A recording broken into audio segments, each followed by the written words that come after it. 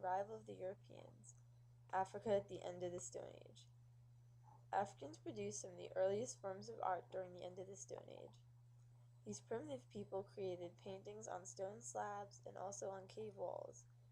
These prehistoric paintings are found mostly in the Sahara and explain much of these early people.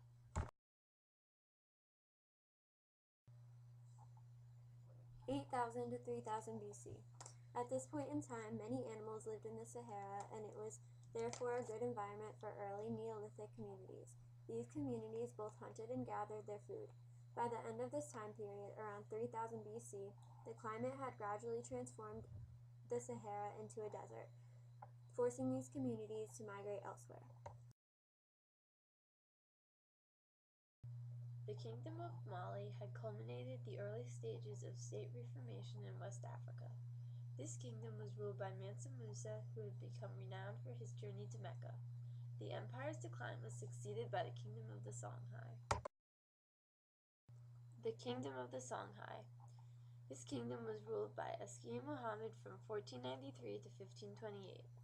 He gained his power through his family and provided his kingdom with national unity and centralized authority. Eski Muhammad also focused on giving his community Islamic institutions as well as teaching on ideology. Eski Muhammad set out on a pilgrimage to Mecca, and he was recognized as the ruler of the Niger River Valley by the Caliph of Cairo. Askia Muhammad tried with little success to revive Timbuktu. However, he did manage to increase the trans-Saharan trade, which provided steady income for Songhai. The kingdom of Songhai's fall was due to diffusive central forces, followed by King Askia Muhammad's death. During the kingdom of Songhai's decline, they increased their contact with the Europeans. The Portuguese people came across Africa trying to find a route to the Spice Islands, which were a main port of trade at the time. Upon developing settlements in Africa, the Portuguese had become interested in the trading and capturing of gold on the east coast. On the west coast, however, slavery had been going on for many years with the Songhai and Mali empires. The Portuguese built settlements and dominated these trading grounds. Francisco de Almeida was a big contributor to the Portuguese. His fleet seized many East African port cities such as Kilwa, Sofala, and Mombasa. Francisco controlled and manipulated trade by building forts along the coast of Africa. Mwene Matapa's empire controlled south of the Zambezi River and possibly built the country of Zimbabwe. When the Mwene Matapa Empire encountered the Portuguese, they set up ports for them and established a treaty. The Portuguese went from being rather helpful to quite controlling. The first Europeans to settle in Africa were the Dutch. Unlike Francisco de Almeida, the Dutch were unsuccessful at seizing Portuguese settlements. The Dutch settled in the Cape of Good Hope. This permanent colony provided food and provisions.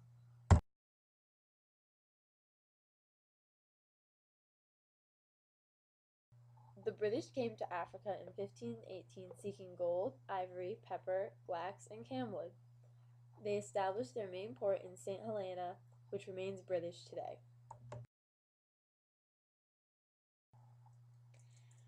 The French traders came in after the British, in hopes of trading alcohol and metal goods for those such as pepper, gold, hides, palm oil, and ivory. Unlike other traders, the French had little to no interest with the slave trade. While in Africa, the French were at war with the Portuguese, and consequently drove them out of their position at the Senegal River's mouth while also looting their ships. People who lived on or near the coast of Africa benefited greatly in regards to the slave trade. Slaves were forced to migrate to plantations in the New World. Many slaves were originally captured in battles with neighborhood rivals and were used as agricultural laborers. The Portuguese replaced European slaves with African slaves and soon established sugar plantations. These African slaves were brought to the New World. The growth of slave trade rapidly increased during the next century. Within those 100 years, about 275,000 slaves were exported from Africa and into other countries such as America, Peru, Brazil, the Caribbean, Middle East, and many others. Although multiple countries were involved in the slave trade, not all of them were so thrilled about the growth of this new trend. Britain and other European countries attempted to end slavery, but were simply outnumbered by the approximate 10 million slaves that had already been exported.